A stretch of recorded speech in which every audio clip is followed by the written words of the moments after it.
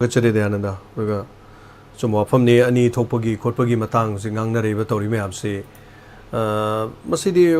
only Hosiki Amakan toposi kakina tanadanda. Marapai bisu ani hunga tolok pamasi when a platforms to Gapan Mediam de Pazadrum. Masi don't tolok pa habitai, like I am the Gatobotaboxi Amana, my bill sings Amaga Mocho Manarakta be people crash over pungi. Masimona Loinamakta Tori happy wadilate. Aduga, a size of Panjaki, but they quena. Tongan ba naha club ki naharon sing mai ben ga pau phongrak ta ba e noi ju noi thok to khoi jo khoi thok to ne na tok selak pagi aning aning ba tor pagi da lambi thoi thingjan bi thoi to bi da thasan bi mayam ji to koi re ta chalan bi adagi ek ta khitang awa pi basi lambi thing ba khot pa kari to ban to basi di yaring kai di ma se khoi toroi to thabak ne lambi tang khai pham bi yai mache ram di dum thadok pa haujik si wana ram tam si da sen su leina banate business ya banate internet ya banate Wana of Matamne, Sagging a sea, Puntarama to the Tabak, Sigumom lay in high can, I own the Horo Tabak, which are neighbor. Madonna Gabo,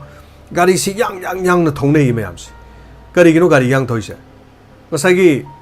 Mayamse, Loina Makangi, Garigumba, or in Puntarama to Talambico, is at Canian. Madonna young Tori Singuduna, accident tone over gets over Masak Masui habitat.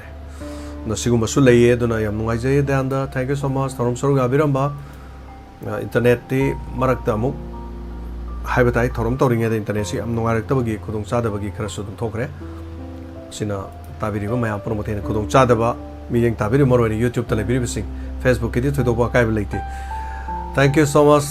Tagachari, Anana, Torom Sida Punoma, Gaubi Rivasing, Torom look at over 5 minutes, Kumadang 5 minutes, Kanagum, I'm tongue called Tobiraga, Toromosida Saruga Viravati, Amuke and Noizagani,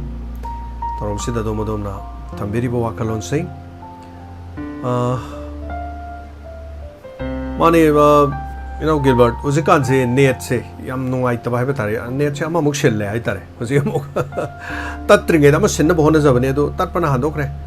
Adobo, Ama Muxelle, Ama Muxen Basemu Giari, Sini, Ado Tang Kun Pawi Manung the Haitare, Topa, sing Quajo on Tone, another Tori, the least line, the gi, Tony least line, Siam Kana, MBPS Wang, the Habitare. Yam Wang, the slow we are ladies. And the MBPS that when Wang and Logi Hargas to sell jumps out by Tariasuyati. Masini ladies said on Gilbert. Nasi Toromlo shall put Gilbert Wapam and Pondo Pigada, Pondo Pigada, Biragati Pondo Pio. Matam si Habitare only 4 minutes, Comati Lazeri. Yabi reversing Naduga. Torom Siki Hojik that Krakazo Haitare, Torom Samu and repeat Taban in a Punta in Makaida. Pull up Adam continuously. I could go yet upon a matalatana. TV channel the to Maktavi, Karigumamata, TV channel the Tatpa Korpoke of Shemata Late. Thank you so much, Sagachari. Anana, the Gamayampuno Manana expect Torumba, Amakakti, Manipur Gipibam, Ing Tapa Puruk Lagani, Manipurga Koga Pabamari Lady, Haibo Hai Karasina, Oikre Lepak Miam Nadum, doing a pena creatare, Todopokari Harunigo. Aduga Tobading, a size of Gilban Hybrid, the Hosilla Pibam see state car. State Gilenga, Center Gilenga, Makoina, Carito no Coxum Senaraga, Carigumacradum Tobudunia, here in the Faris. On the Yaminasi, Carilacadorino, a hybrid the Hybung of day. Thank you so much, Kaidem, Ton Chandra, Siva Tonazum, Tampalings and Birakpa, Tagachari, Hanana, Amana, line to join to Birakpa, Torom Suruga, Birakpa Sigidamata, Hanana Tagachari, Langonbi. Thank you. Yes, nature is the Muxin Gradu Sinamukra Sapazikara Parame, Trangasai, Tatring it on Tok Saramagadi, Motolo of Nedubu, Sindoro Gatalugadra, Takidra, and was absolute of Dinate. Anyway, Yamaze Torom Sida Sorga Biriba sing Amponomakta. Amit Sahana Pondo Kibuapam, the ITLM no Warore, Hibuapam. Indigenous Tribal Leader Forum, ITLM na. Makoy bungapi senbina ba lady ba misak ni haina wang na tanggalan ba Union Home Minister Amit Shah si Minister N Biren bo Parlamenta tagat pa pongdot lo na kangkat kibada waro re habis mayam na Biren sinto Biren na sa mayam hai ko ay ming direct panjare okay honorable same ki Biren chilo hai kan do Amit Shah na laor khumewa Madi hoji aikoigi center ga maga mari phari ne ꯑꯩꯈꯣꯏꯅ ꯄꯥꯝꯕ ꯈꯨꯗꯤꯡꯃꯛ ꯃꯥꯅ ꯇꯧꯔꯤꯅꯤ ꯃꯥꯒ ꯑꯩꯈꯣꯏꯒ ꯄꯥꯎ ꯐꯥꯎꯅꯔꯤꯅꯦ so why ma kari gi damok te khone lokthok ko dino hai gre ba sidi drama natre ko aseng ba ko gi moi kaya mok yamna thaja bi ge do natradi nahana dum lokthok ki ba dum yarab ne aduna housing level center gi khongpham hai tare madu phibam duna di pak lokthor oi hai ba tare aduna adum na thagat pa phongdok ki bisida amuk ko gi leibiri ba ko gi ITL ki leibiri ba timna hari ba sing se mo ko warau gre maram di ge no da fazana ko gi sem thagat ki baduna ITL ki media and publicity ginja bul angjong na khojek piduna thadrok pa cherol man hai Union Home Minister Amit Shah ngarang Parliament Manipuri thol birang simari leina na phongdok ki wafam aduda ITL amasung kuki jo travel khudamak hanthaba mijek na yengbire haibagi wakhal phawhalle haibam thahum henjelang na irang asina kuki jo travel chama kunthra ki punsi pikham na khare mioi lising ni phung ma thoiga chamri kunga mangaro mayai mayum makai lehendre amasung maitei amasung kuki singi marak tamapung phana lapthok nana hanba haibadu oihalle hairi noina Home Minister Myanmar dagi sangsilakpa refugee oina phongdok li haiba wafam sidima ek sena phongdok re objek tholiba Manipur gi rang asi Manipur gi governor weekend hai kibada Myanmar dagi changakpa singna irang asi thon mani haiba se mai ek sena hai kibala le mayam tabi re ko do no wafam si cham manaba madugi paudam do Amit Shah na wafam si Myanmar dagi changakpa singa do thon mani haiba wafam si hai gare aduna wafam singa sina maram oiba aduga Honorable CM Biren Thagatpa Mark Center ga pau faunari center ga apaba mari leiri ma kari gi lokthok ko no haiba hangaki bo hang hakhumaki ba pau kumamana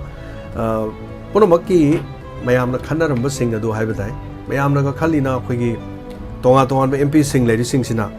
tholi ba thodok si Manipur gi CM matik chada bai ni haiba si angak pa phangna maral sigar jane koi saida ngangna badi hen ba jani saida ngangna badu dagi actor center da roi bine ba ngangna ris adu wafam du thabat kakre haitare aduga manungi oiba wafam di lakador bi election ji kuidre aduna election sida ayam focus tawraga wangang ki haiba yu wafam si lai wafam si ekoi amona halakini ekoi halakini haiba wafam aduga atai sing wangang bu kangbu sing da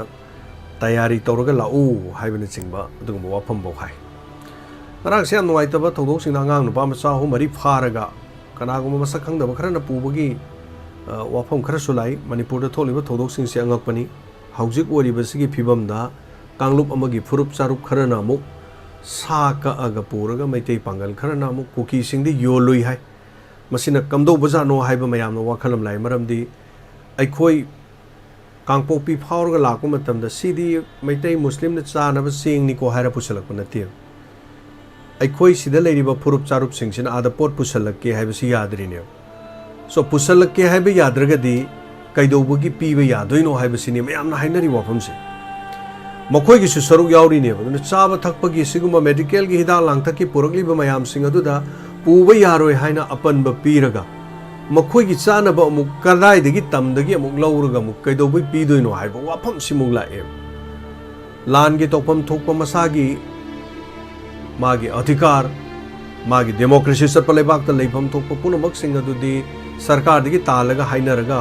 tonga tongan ba lengang na yaba khongjang kaya marung changa kana madu phangna bo honaga dawne adu madi natadna hojik lairi film sida kari haini hana sunaba sigumoi thawong sina aina ningi ba wafam sing aduna ningba thunglakadra haibase khana ba yai mayam pono mana khalli Amit Shah masamana haibirama mayam tabirongani ko Manipur da lamba kanda ai numit 15 lerakanda lakani haibo wafam akhoi di tasengna lakto bining lakte mayam na mukhali Amit Shah hoiga asomgi leiri mayam sing yam afaba mari leirongani hena leibuduna moina mi changchanga lei adu tawi adu mona kai guma khar tawdabane na dumaini adu bu ngarang nganga khiba madugi ona tainabada Honorable CM Biren wangna thangalakpa adu lokthok ke haradi nahana center na loi lokthok ki yare adu punamakse amo hangi madu ena kari maro ena kari no haragadi Manipur article 355 chatna de haina amuk pauche khara de thenglaba lei MP Singh khara hairi Manipur da article 355 chatna dragadi Biren ke do leri gen moina mo hai basule adu article 355 si sanari na haragadi madu punamakse Biren yadabagi natra biren yadrabnina noi nasana biren yadre na hairamnina ma hojibuk sindridu karigino haibu wafam sidam haina basu yawe ado punamak sigi view jingni ko aduna imai bel sing kari kari kharaga sum tawjari thi moi ka hena lai lai suga jedaba khangjadaba nadi asuk sangaba numit tha hum sura phawbud kari dawlei lenga na kai dawlei center na kai dawlei noi adu tawbada taw hairi ba sing se dum khangjadana dum haiba su dum yaudabadi natti adu marak sida khangdaba imai bel sing na khangdrasu khanggadaba leiri ba sing na kari gi khangdrino manipur gi maram da thokpa thokdo wa thok sing de amit shah na ngarang pung ani ena hai kre hai bo wafam jina prime minister loi samjan gre oi manung da bodi dum yalam bi ai amuk hanna sakta sarkar sida mohana lakna bagi bipaks moi punamak sing asida mai pak na nabgi plan si lur matung do hojik si masing bhaw hai bang amam ne khoi amona halakini mapung phana majority oines anyway sir center na aikoi manipur gi irang se committee video yengba dum yengba mali makhoi site ta pangnok ta no I ngarang gi khanaba dudan chumane adum yawi M Shankar Roja Sakur Roja thank you so much aduga Gilbert Singh ngarang gi PM Modi gi political campaign aduga mawong dudi miyam wakhal tabiro masi mina misi mina yaw kiba sing dudi halaroi makhoi justice aikoi fangnana ba honasi maikai lana di chatkumsi NRC kaugumsi yes Gilbert NRC gi matang su lai do hoi NRC Assam da NRC tawgibudugi madugi react hai tare madugi su koi khana da bayadi na punamak sing si aikoi gi irang si thaidok tana ba hai tare aduna hojik ngasai su panjaki ba inauno amana call tawbada haibiram badune lekai lekai da ani thokchalapoi mo manba the club sing CSO sing punshin ho yaraktaba natra punshin na da ba manba mong leisalakpa amana ngasi ban tawni hai amana ngasi hayeng maira chatni hangchitna amana muk tawni hai na toksala kana gi mawalo go doino haiba ekoi gi mathakta leadership yaudaba manba mukak leiba leidi leiraga hai tare masi punshan naraga sading amada chatpa ada nupi singi site na kari tawni nupa singi site na kari tawni kangu mana hai lambi da sen thum thatpadu topiro thatla no na hai adum hairu budagi hen adum thatkalei hen thatkalak pasir maira paibi adu lekai makha lekai mera paibi group anu pi manga taruk thola tholak pasu yawi aseng bagi makoi gi du yauri bre yaudabra haiba mayam no wahang chu lekai da hangnare maduna chumna tawjari basingda lan uhana bagi masam solai hoi chatnei lan gi matam daga sumaina tobasi aduga tonga tonga ba Pakistan da leiba terrorist group haiba tai makoi gi lan gi noi maru leina na ba Pakistan gi sorok mayai makta da ikoi gi miyoi singna thatlaga sen khaibagi thabak singa sidi chai kun muki mangda koi ujakre ana sigu mai tawdana magi hauriba lan do marai pa ki damakta hauba natraga tawbo rabdi madadu khudong chana nabagi lan haibasi paisa sangi everything thabak puna maksi paisa sangmanina paisa haibadu tangai phadaba lakpana maram oira kanda sigu magi wakhalon silak pusu yawi haitare so thank you so much thagachari anana thoromda saruga biri ba mayam punama ngasigi thoidokpa call su makha tabase laktre aduna matam su loijare hanana thagachari marakta internet tatpadagi thoromasida khajikta apan ba thokre masigi damakta sunga pigani mayam section lemina se tekta kaidina lemina se leibak ki issue singda khajikta oraba so koi wakhal taminana bohona bani ai koi ponamana manipur mamai leiraga puraga chachaba diamond tv na ngamjaga da banate yauri ba koi me aponamana noi tawro hairaga koi hekta ngamgadam nate but adubu thabak ama tawbada ngamdrabasu thabak ama tawri badugi asoiba natraga lan ba khongthang di min hek yeng badai rai lai na khangba ngami hairak liba sing adu loksan birak and mari leina ba sing sum thokpa yabana sum thok piraga khangda dana tawbuduna khangda bagi tongana leire aduga mai pakka da lambi de hena phaba mai kai da satpi raka and madugi mai pakka da di khoba khoba yawga dorbisi punamak mayam punamak aikoi samak yauna hai tari mai bel sing mayam punamak yaudana aseng badi khoba khoba